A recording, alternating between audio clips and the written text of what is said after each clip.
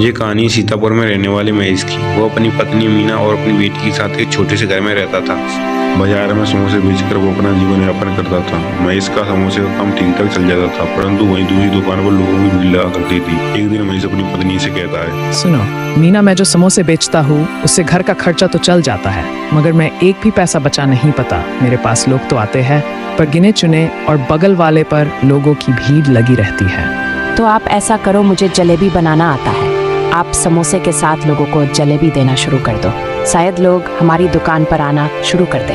तुम ठीक कहती हो, मैं ऐसा ही करूँगा।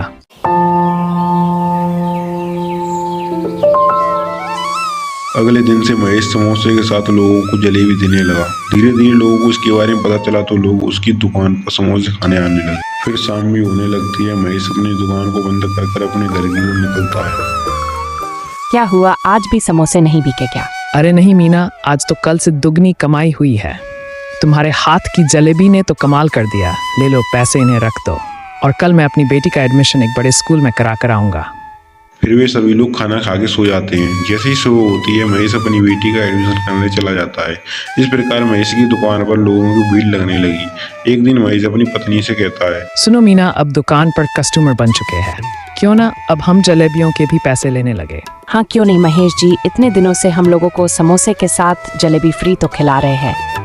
अगर इसके साथ हम उनसे कुछ पैसे लेने लगे तो बुरा ही क्या है।